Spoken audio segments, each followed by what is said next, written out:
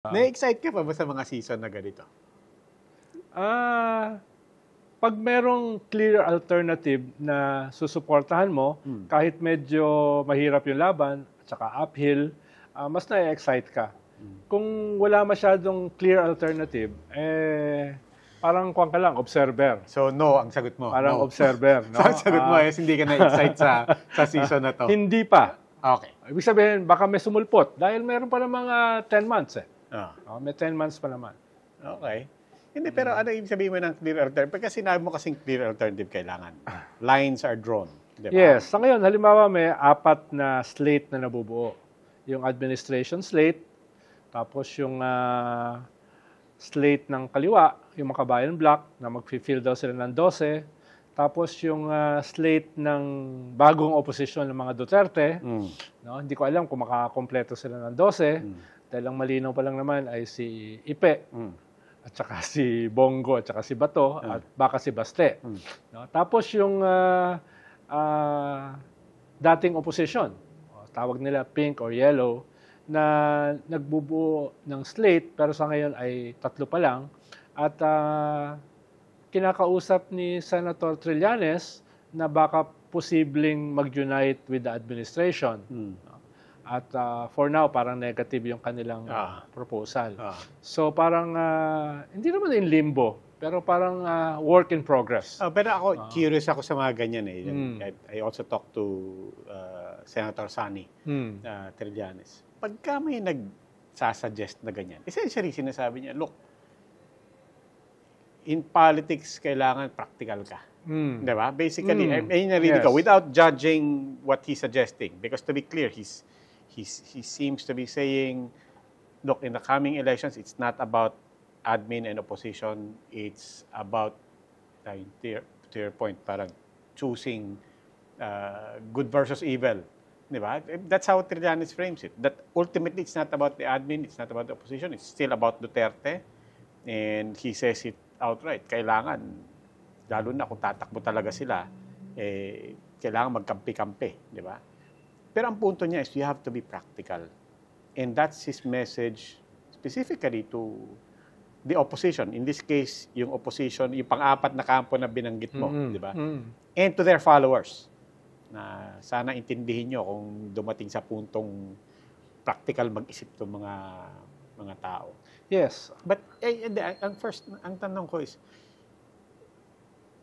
that more resonant with you? As somebody who's been in so many campaigns, is there any winning campaign that is not ultimately practical rather than...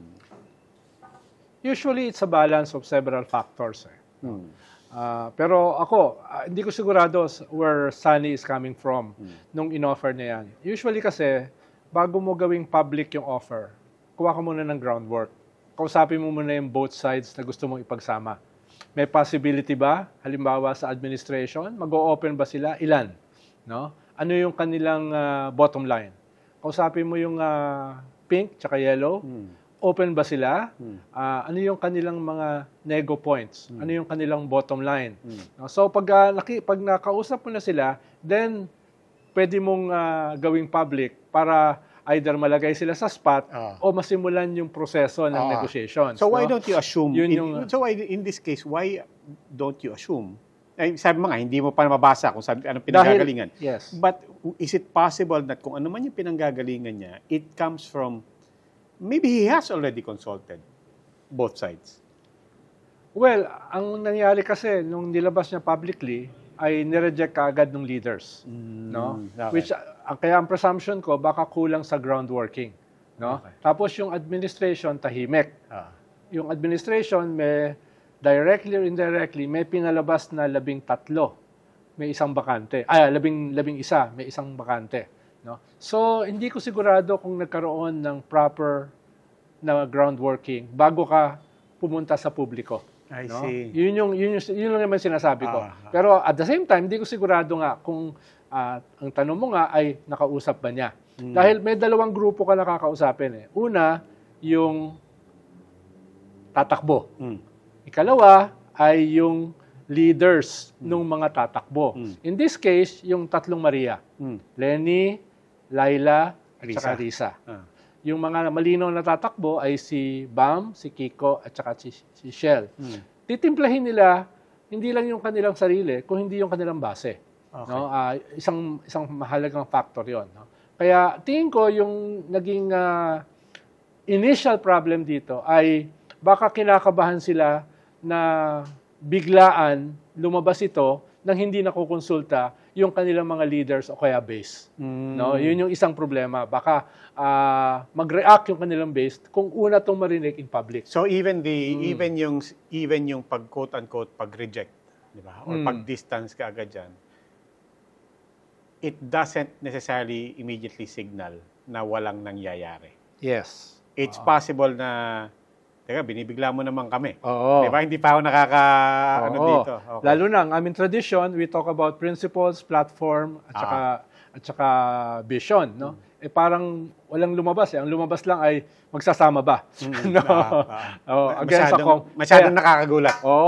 Siyempre, yung grupong ito, meron din siyang pinapangalagaan na tradition, may pinapalagaan din siyang image. Sige, teka muna. Quick question because I really did not intend to make this a typical conversation with Ronald Llamas, which is talking about the issues and dissecting issues. Actually, what I want to dissect now, kausap po natin si Ronald Llamas, is Ronald Llamas. But before I get to that, Maiksi lang yun. Yung sa Tatlong Maria na binanggit mo, you still count Lenny there. Of course. But Lenny has already said, I mean, una-una she said, long time ago, leader of the opposition is Risa. And she said in recent days na naga na ako di ba? I mean, part of my perception there was tong si Lenny is she also signaling, apart from all sincerity in wanting to serve Naga, is she also signaling to everyone, katulad mo, na pwede ba lubayan nyo na ako? Nandito na ako sa Naga, hindi na ako yung leader of the opposition. But you're saying it's still, and you framed it as Tatlong Maria. They really are, in your perception, your understanding, still the leader, the leading voice of that, Yes. Risa, I can understand. Yes. Dahil pag pinasa mo yung baton sa bagong leader, hindi naman yan pumipirma ka, sa'yo na. Parang diploma. Diba? Dapat maglilibot ka. Papakilala mo yung pagpapasahan mo ng leadership, makikiusap ka doon sa mga mga base para ipaliwanag anong nangyayari, no? Ano na yung plano. Kumbaga, listening tour din eh. No, hindi lang 'yan parang formal na pagpasa lamang eh. 'Di ba? Mahalaga sa atin, lalo na sa mga Pilipino, ay kasama mo yung pinagpapasahan mo. At do the rounds, no? Ikot ka. At ngayon, nung nakalaya na si Laila, baka pwede na rin siyang sumama, lalo na natapos na with finality yung kanyang kaso. Parang siya yung Nelson Mandela nyo, isama mo na rin siya. At maganda, dahil kayong tatlo ay wala namang plano na tumakbo sa national. So, yung disavowal of power, in a way, yung inyong... may moral standing ka. Mas may moral standing kayo at yung inyong political capital ay pinapasa nyo sa mga tatakbo. Okay. No? Iba yung dating nun. No? Iba yung dating nun. Kesa yung, pinasa ko na yung leadership. Gusto ko talagang maintindihan, kaya kita inyayahan dito. Paano ba mag-isip ang isang political... So for example, napakasimpleng tanong, are you excited about this season? And then immediately you're starting to... Kung sa laro, o sa sports, o kahit anong board game, saan mo iahambing yung utak mo? Is it chess? Is it... How does your brain work? Well, nung lumalaki ako, no, yung nag-aaral ako natuto ako mag-chess tsaka mag-dama. Pero mas hilig ko yung dama, yung checkers, dahil mas tactical. Mabilis. Mabilis. Yung chess ay mas strategic. No? Mas gusto ko yung tactical. No? At least yung personal preference ko. No?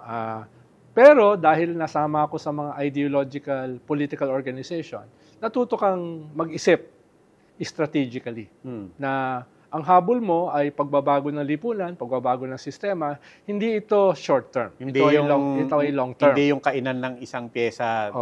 Long term ito. Pero at the same time, para umabot doon, kinakailangan magaling ka rin sa tactics. No?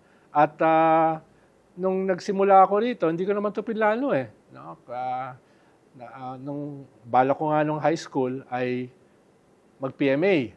Dahil yung mother ko nasa Defense Department, yung father ko ay Napolcom, at lahat ng aking kamag-anak, mga tsuhin-tsahin, puro na sa gobyerno.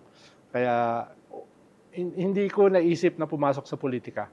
Kaso nung high school ako, napanood ko sa isang rally, I'm not sure kung Plaza Miranda or Liwasa Bonifacio, nakita ko si Pepe Jokno nagsasalita. Tapos nung napatigil ako, sobrang galing. Sabi ko, kayang galitin yung crowd, kayang paiyakin, kayang patawanin, no?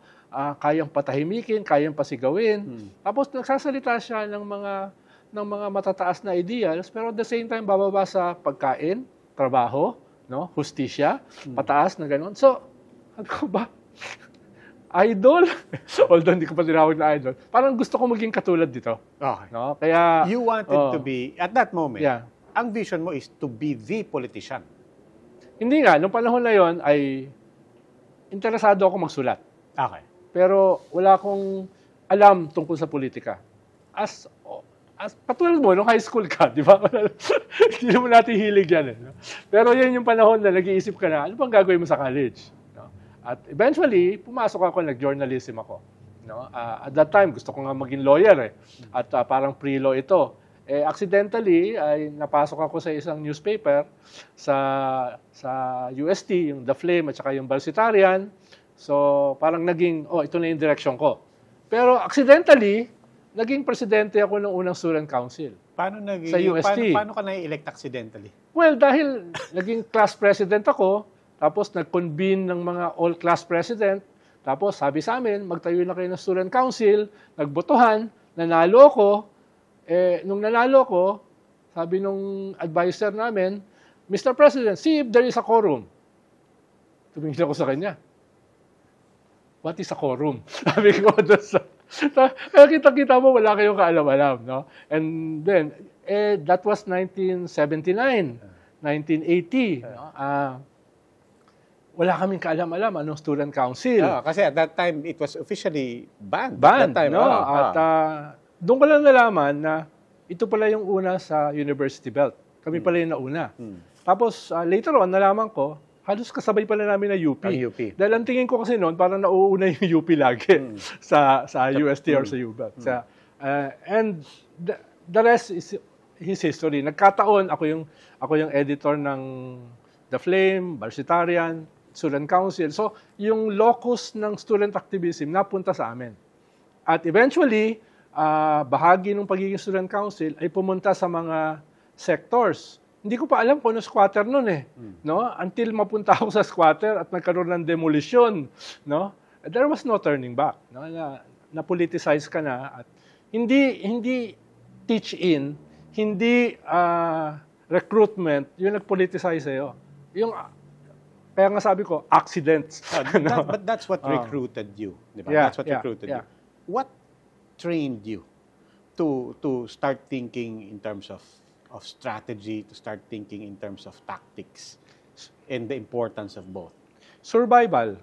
Dahil halimbawa, nung nasa Flame ako, sa campus paper namin, may sinulat akong article about Enrile, Confessions of a Butcher. Although ibang pangalan ang ginamit ko, no, dun sa article na yon. No? Tapos tumawag ang Defense Department sa administration, pinaban yung issue. Tawag namin the red issue. So, tinago yan sa bodega.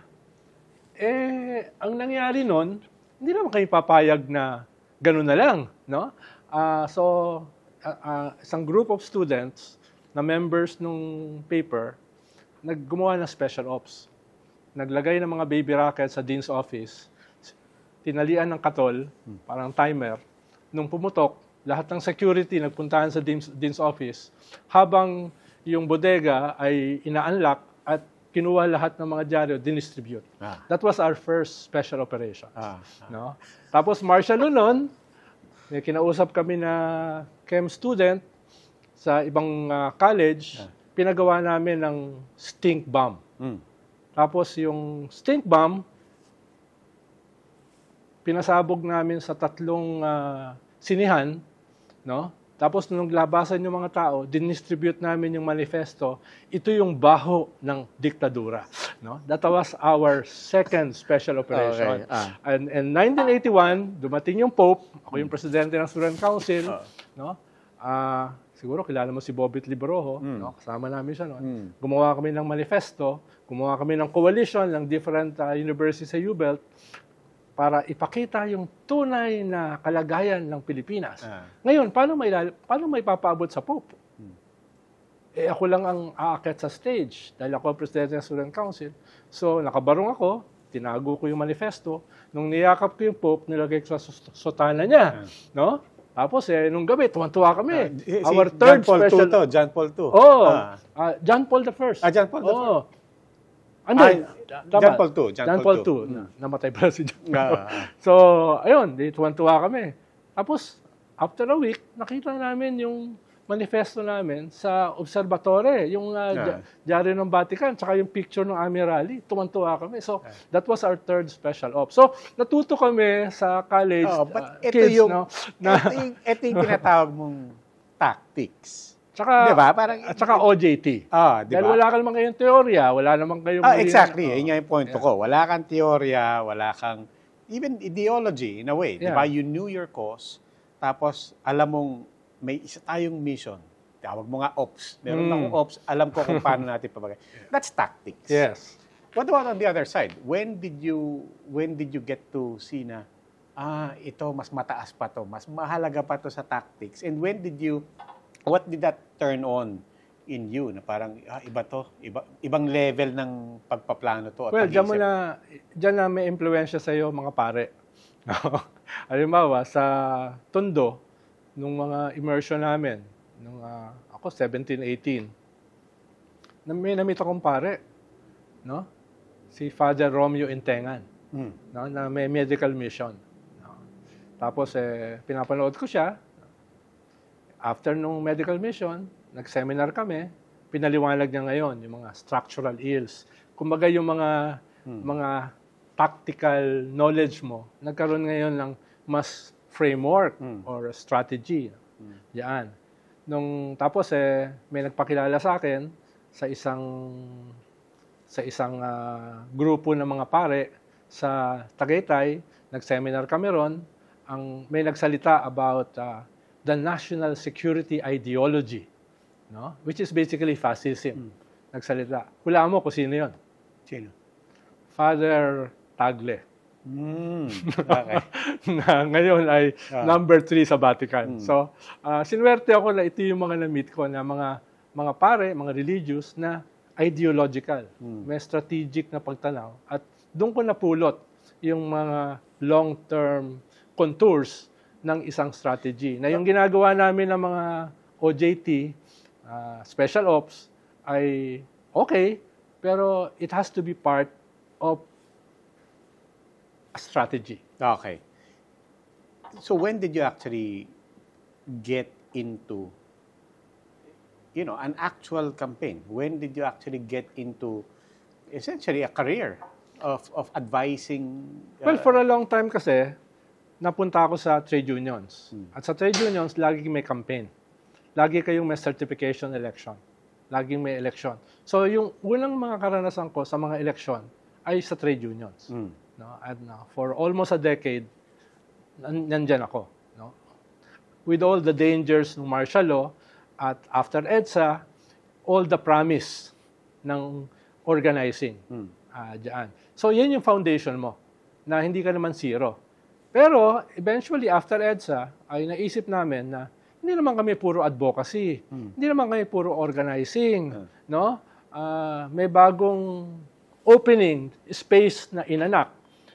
Paano namin gagamitin ito? So we have to enter into the parliamentary arena. Okay. Hindi kami puro cause-oriented lang.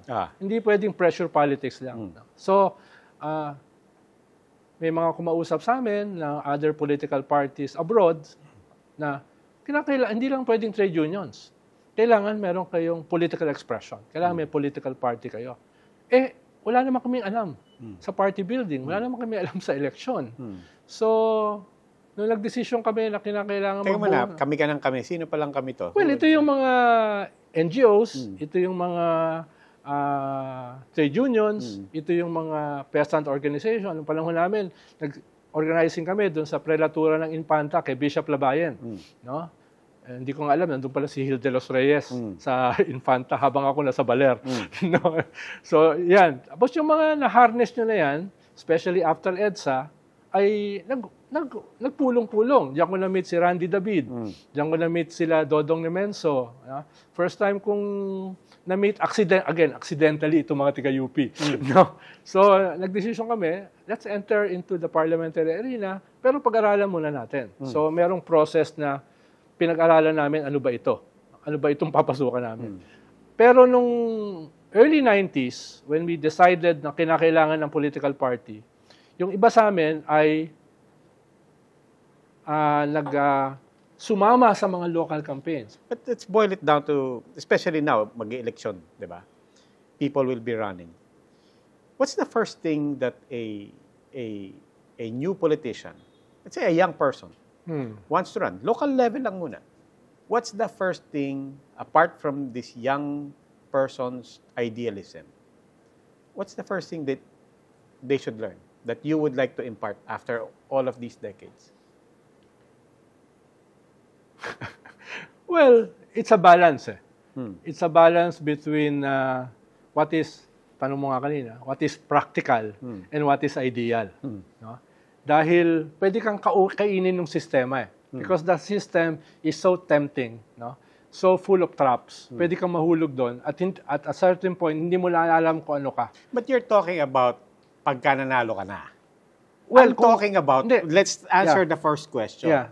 Diba? How do, yung ano mo, diba? How do I get somebody, or how do I get myself to become councilor or mayor? Anong hindi ko nalalaman sa politika na ngayon, after so many decades, alam mo na, gamay mo na? Well, yung unang, usually kasi pagpapasok ka dyan, no, ay dapat alam mo, sino ba kalaban mo? Okay. No? Sinong kalaban mo? Ano yung strengths and weaknesses ng kalaban mo? Diba? At usually, hindi dyan sapat na yung plataforma mo, yung prinsipyo mo ay may papanalo mo, no? Ang isang basic diyan is political intelligence. Ano yung strengths at saka weaknesses ng kalaban mo? And you devise a strategy and eventually tactics para ma-maximize yung kanyang mga weaknesses at ma-minimize yung risk sa iyo. So, okay, himayin natin. Literally, hahanapan ko siya ng baho, literally, hahanapan ko siya ng kahinaan, or intindihin ko rin kung saan siya malakas at saka kung bakit siya mahal ng mga tao. Yes. Ganyan. Okay. Yes. So, kilalanin mo muna yung kalaban mo. Yes. Sige, no? okay. Yes. At titignan mo, yung, kailangan din may real assessment ka ng iyong lakas at saka kahinaan. Naniniwala rin sila sa kanilang sariling legend. So, yun yung una mong aayusin. No? Huwag kang maniwala sa sarili mong propaganda. No? At ikalawa, kung maayos ka na dyan, settled ka na, then look at yung kalaban mo. No? Tignan mo yung kalaban mo. Some people never outgrow that. Yes. Di ba? Yeah. Maybe some people never outgrow that. Na they think that values and hope, and I don't mean to belittle them. Di ba? I'm just trying to get your own sharing on that. Na parang you have to catch yourself by a peg. Na ang una kasi, pag bata ka at idealistic ka, parang ikaw yung God's gift to the people. Di ba? Yun ang tingin mo. Until ma-realize mo na talo ka. So, yun yung una. No? At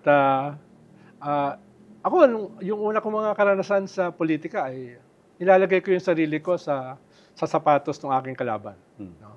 Ito yung kalaban natin. Ano yung kanyang gagawin? Paano natin ipe-predict? No? Yung ganyang klase. Halimbawa, isang ginawa namin sa Jensen noon ay in-infiltrate namin yung kalaban para malaman namin ano yung kanyang mga plano. No? Yan, gray area so, na yan. May nag-volunteer kayo.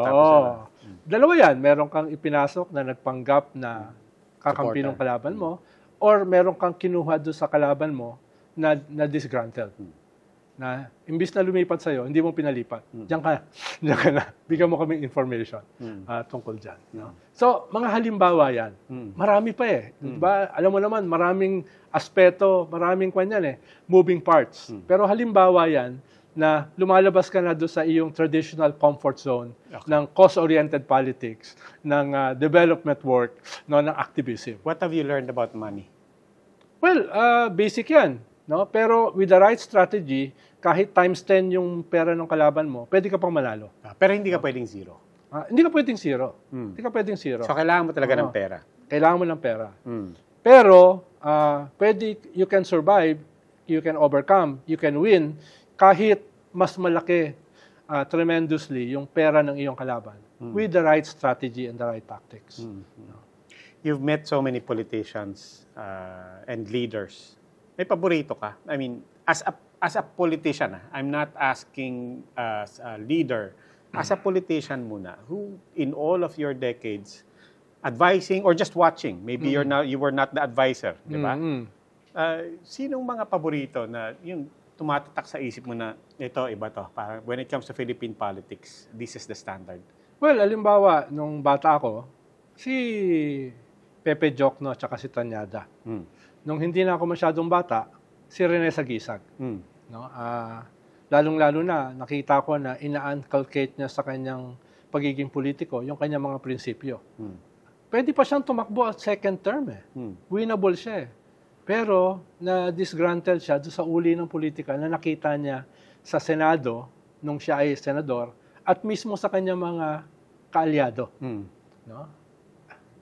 Nakakabilib si Rene. Hindi lang siya hindi kumuha ng pork barrel.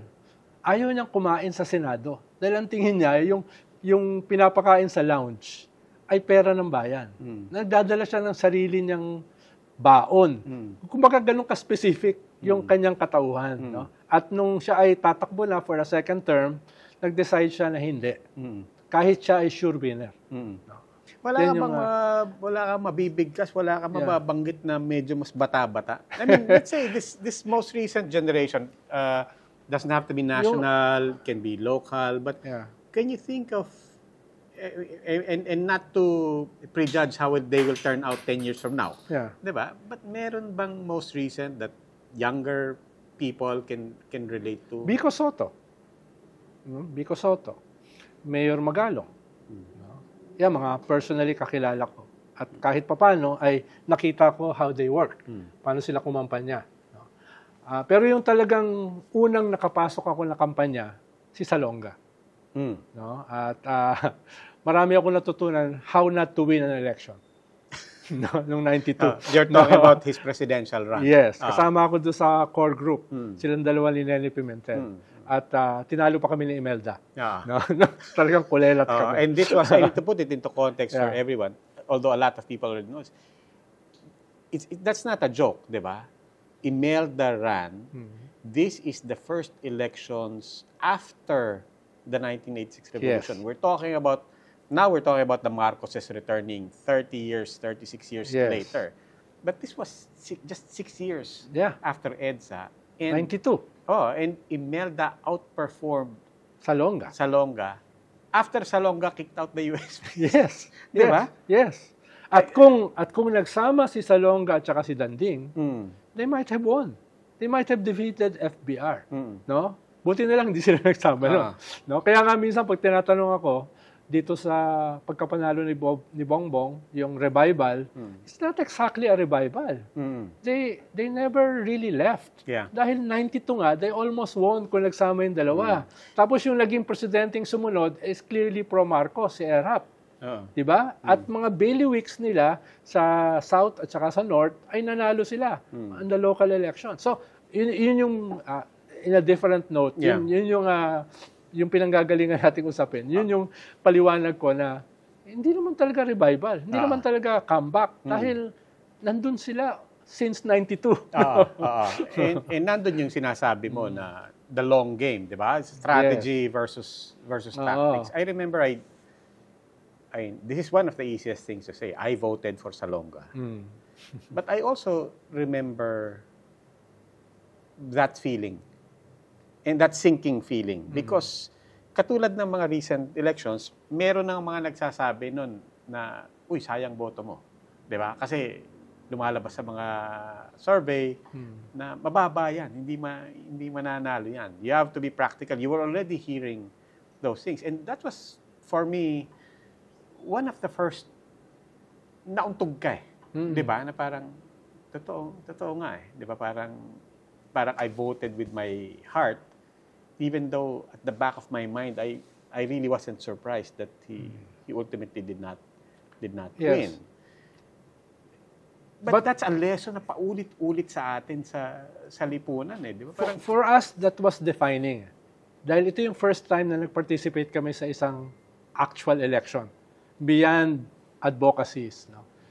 At that was the time when we lost, that we decided we have to build our own political party. So the next election, 95, dyan na yung sinasabi ko sa iyo na tumulong ako sa Mindoro, tumulong ako sa Jensan, and we won. Nagulat kami, yung mga tinulungan namin local officials nanalo. Kaya nakita namin, with the right strategy and tactics, principles can overcome traditional politics o trapo politics. Nasaan na yung partido na yun? Yun yung, Nasaan na yung partido Well, na yun? yun yung naging akbayan in 98. So, 92, we decided we're going to build a party. 95, nagkaroon kami ng mga local experiences. 98, nagtayo kami ng akbayan, Citizens Action Party. So, yun yung pinanggalingan namin. The defeat of Salonga strengthened in us the desire na hindi na kami pwedeng umangkas lang sa mga existing parties. We need our own. Pero bago mag-create ng sarili namin, kailangan namin makaranas on our own ng mga local struggles, local electoral fights. At na-inspire kami na nanalo kami sa Mindoro, si Yason, nanalo, si Lita Nunez, nanalo sa Jensan, etc., etc. At yung iba pa. Yun lang yung dalawang hinawakan ko. So how does that apply now to, let's say, the recent elections? Diba? Let's say the last 4, where the opposition now, which was the opposition, let's say, 4 elections ago, diba? Or 3 or 4 ago, are essentially the same. Diba? When people, especially now, when people reject Sara Duterte as hindi naman yan yung legitimate opposition. They are effectively referring to the liberals. They're referring to people like Kiko and Bam. Yung tinatawag nilang pink, tinatawag nilang yellow. Di ba? People have a sense of that. But this is the same side. Di ba? Not exactly a party, but that's the same side that have lost badly in every elections. Let's say for the past 3 national elections at least. Hindi lang talo, swept. Yeah. Di ba? But as you said, mayroon niyang DNA from your time when namulat kami na dapat din practical ka, namulat din kami na kailangan, kung kailangan makipagbaragan, kailangan magbaragan. But what does that signal when that group with strains of your lessons and so on, hindi naman nananalo eh. Yeah. Pero for the first time, nag-participate kami sa national elections. Pero nag-participate kami for a long time, local, congressional, at saka party list. Noong 2010, we decided kailangan namin mag-participate sa national election. At diyan kami pumasok in a coalition with Pinoy. At diyan din kami first time nagpatakbo ng senador. No, yung 2010 na yan.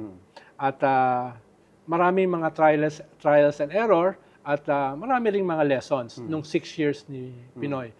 Pero may bagong phenomena na nangyari. Ito yung on a global as well as on a national level. May bagong ethos ang populism, no? Na hindi nauunawaan ng mga liberal Democrats, hindi nauunawaan ng mga progressives like us, na biglang sumulpot. At ang kumatawan niyan sa ating bansa, si Digong. No?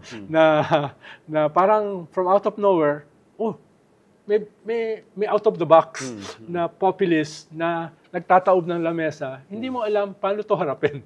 No? At nung siya ay nanalo, siya yung pinaka-popular na presidente in our history. 91, 92, 93% approval rating. That's the first time. Sa tagal ko sa politika, kailangan ko nakakita ng gano'n. And it happened noong 2020 at saka 2021.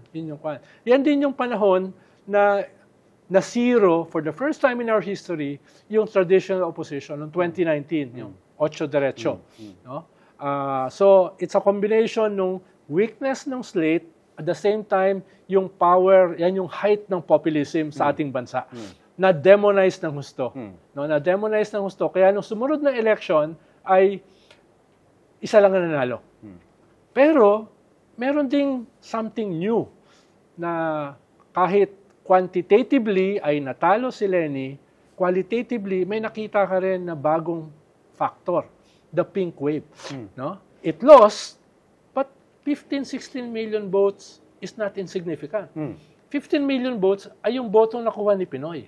16 million votes ay yung botong nakuha ni Digong when he first won. No? At yung quality nung campaign for a president or for a candidate na nagpasya during the eve of the filing of candidacy, nagulat ako. I was surprised. No? Sumama ako dun sa rally sa Pasig, 700,000, waiting for 12 hours, yung mga tao. Tapos sabay-sabay sumisigaw, dala-dala yung sariling pagkain, placards. Tapos sa Pasay, 900,000. Makati, 1.2 million. Sabi ko nga kay Randy David, Randy, nakita ko lang ito nung EDSA. No? So, yung quality na yan ay something different. Fast forward, yung nangyari sa unit team, it appeared like a Pyrrhic victory. No? Going back doon sa paulit-ulit nating tema, the pragmatism and the practicality. Were there pragmatic and practical things that, apart from making the decision earlier, diba? In the middle of the campaign, there were practical and pragmatic options that were rejected, that were not taken, di ba? Noong 2022? Hindi ko masyadong... No, but in terms of people saying na, look, strike an alliance or di ba, parang negotiate, di ba? Negotiate. Actually, the failure happened before the filing. Okay. Before the filing, there were attempts at a unity slate between Isko at saka kay Pacquiao at saka kay Leni. Nag-collapse siya. No? So, it didn't happen during the campaign. It happened before. No? Kaya nga sinasabi ko... And Lacson, for that matter. Yeah, pero hindi nakasama si Lacson doon sa unity talks. No? Kaya nga medyo may nagrarangkel din kay Ping yun. But hindi siya isinama.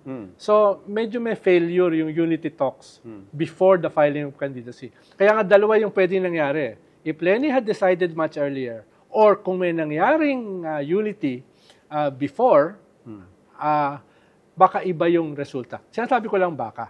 Pero yung mga, nung nagsimula na yung campaign, yung options are already limited. No? Ang sinasabi ko lang, after the election, if yung pagpasa, pinag-uusapan natin kanina, yung pagpasa ng baton to a new leader, ay ginawa immediately after the 2020 elections na sariwa pa yung pink wave. At nagkaroon ng nationwide tour, Thanksgiving tour and listening tour to harness that wave and become a real opposition na instead of doing it 2 years later, no? Meron kang political base ngayon going into the midterm. Yun lang naman sinasabi ko na sayang. But that's a hypothetical also. At this point, that's a hypothetical. Well, ngayon, hypothetical na. Pero when it was proposed, it wasn't. It wasn't. Dahil nung nakausap ko yung mga iba, yung iba may tampo, yung iba may bitterness. Bakit walang bumalik sa amin? Ba't walang nagsabi sa amin what is to be done? No? Handa naman kami magpatuloy No? Siguro, yun, ako naman, yun din yung pinanggagalingan siguro ng tanong ko. Ay, parang, are people, do Filipino politicians and do Filipino parties, lahat na, di ba? I'm not talking about one camp alone. Di ba? Do they learn their lesson? I doubt it. No, halimbawa, nung EDSA, pagkatapos manalo, tiniklop yung mga banners, nag-uwian, so you wasn't able to institutionalize people power. Yeah. 2022, you lost. But you could have harnessed the pink wave. No? And we didn't. And that's how I felt. And we didn't. No? I think a lot of people feel that way. Yes. After 2022, literally, parang, I don't mean to be harsh, parang nawala ng parang bula. Kanya nga. Di ba? Nag-uwian yung mga tao, tapos yung mga leaders ay hindi alam mo nang gagawin. No? Yung iba siguro nag-aral, no? Yung iba ay umuwi. No? So, sayang. Nakakapanghinayang. Yun ang naman sinasabi ko. nung nangyari yan, it wasn't hypothetical then. No? No? Pero hindi ikaw ang kayang gumawa nun eh. Ang kaya lang gumawa nun ay yung natalo. Di ba? Hindi mo naman, sino ko ba naman para mag-nationwide tour, di ba? Yun yung sayang. The Marcoses learned. They learned their lesson. Yeah. Di ba? Or did they learn their lesson, or is it giving them too much credit to say na, no, this was a steadily held and steadily implemented strategy for 30 plus years? Is that giving them too much credit, or were they just learning from election to election or building from... Yes and no. No? Tingin ko, hindi naman sila ganun ka-strategic na nag-isip. No? Pero mas maaga sila na nagplano. 2016, they almost won. Diba? Natalo sila by 200,000 votes. No? Sabi nga ni Bongbong, natulog lang ako, panalo ako, pagising ko, talo na ako. So, di ba? Di ba? At natalo sila, ang kalaban nila incumbent. Yes. Di ba? Kaya it's not insignificant kahit yung talo nila. No? Pero maaga sila nagplano. Since then ay nagplano na sila for the next election. You have to be with the incumbent is first lesson. Oo. So ginawa nila yan. No? Kaya yes and no. Hindi naman ganun kahaba yung kanilang pagpaplano. Pero mas mahaba kaysa sa atin, kaysa dun sa iba. No? Pero it was also a confluence of events. Dahil yung iba inaasahan, tatakbo si Sara eh. Si Digong inaasahan, tatakbo yung anak niya. At magiging vice si Bongo. Hindi nangyari. Nag-file nga si Sara, mayor eh. Di ba? Kaya kung tumuloy si Sara, baka hindi nanalo si BBM. No? Or kung tumuloy si Sara, baka nahati yung possible voters nila ni BBM at baka may nakalusot na third poll. Whether Isko or Lenny. So, yan naman ay hindi na paplano. So, it was a confluence of events. Kaya nga, usually naman sa ating politika, the most laid out plans of mice and men ay hindi naman nangyayari. Merong mga unintended consequences, no? Na tapos sa galit ni Sara sa tatay at that point ay pumayag siyang maging vice ni BBM just to spite the father. At nakita mo naman yung kanyang 27% ay nadagdag sa 20% ni BBM. In the next survey, 47%, halos eksakto, di ba? At next survey ay naging 65% na, unstoppable na sila. That was December.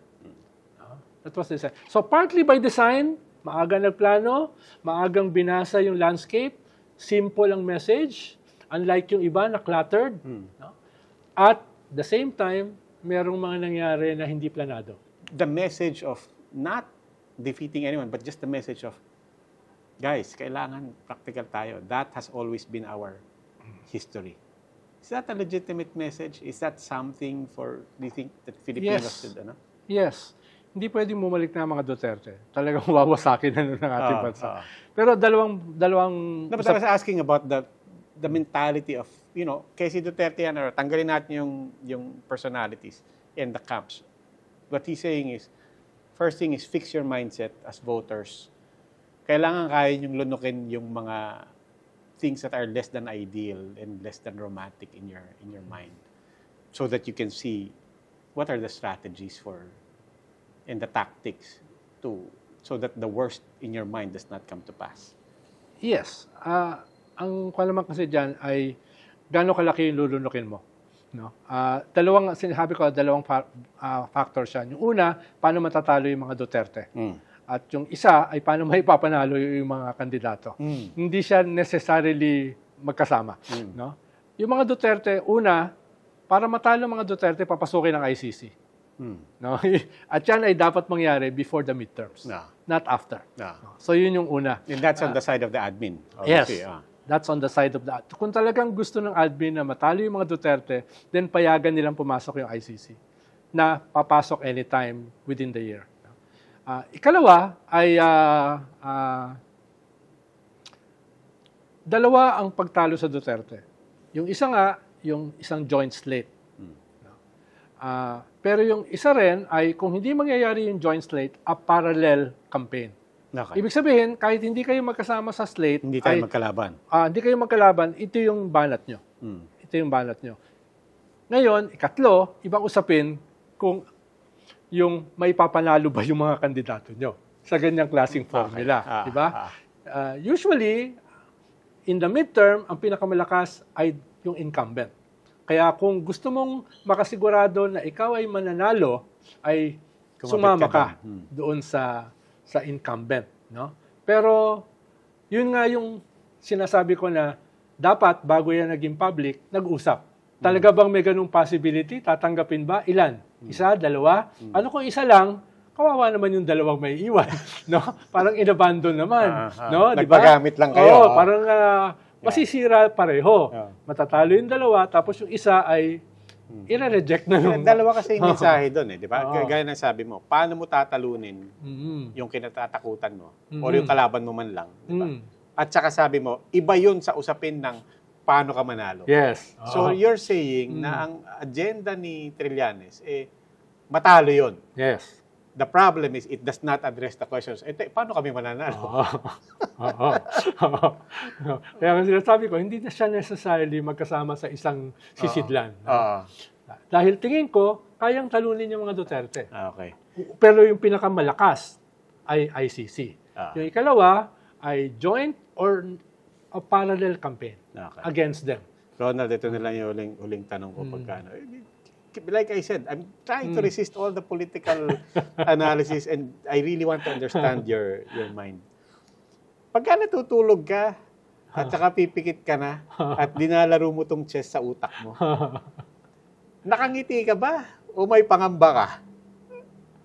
Pagka iniisip mo lahat ng players, lahat ng angulo, lahat ng anong pakiramdam mo? Lalo na hindi lang para sa'yo na manlalaro, sabihin na natin dito sa chess. But bilang Pilipino who's been trying to help in campaigns all this time, and yet here you are still calculating every single piece, every single motivation. What's the emotion in you when you now calculate all the possibilities that could go wrong or could go right? Hopeful. No? Kaya pa rin? Nakangiti. No? Nakangiti. Dahil ang feeling ko, we've survived the worst. No? At ang tingin ko, we have a lot of lessons na pwedeng gamitin dito sa mga immediate and future na labanan. No? Pero, you have to present your case. No? Kinakailangan mong ayusin din yung iyong presentation. Kaya, sabi ko nga, before you go public, do your assignment, do your work, do your groundwork, no? And then present it publicly. No? Yun naman yung kaya yeah. Pero inuulit ko, the main battle is 2028. Yan yung labanan. Bagaman ito ay appetizer for that, no? Ay hindi pa ako nenervyusin dito sa midterms. Kaya nga sabi ko po, ako inanyayahan kita dito. Although itutuloy ko yung chismisan dito after kasi may wine pa kami. Di pa tayo nakainom. But you will have to leave us. Alam niyo naman po, at this point, 1 oras lang po itong usapan namin. Catch Roundtable with Robbie at 9 p.m. Every Saturday on Signal Channels 8 or 250 kung gusto niyo ng HD. At panoorin niyo po every Saturday. And we're also going to post this on YouTube. Hanapin niyo lang po sa One News, sa channel ng One News, ang Round Table at saka ang Long Conversations. Tuloy ko po ang usapan ko with Ronald Llamas. Salamat. Yeah.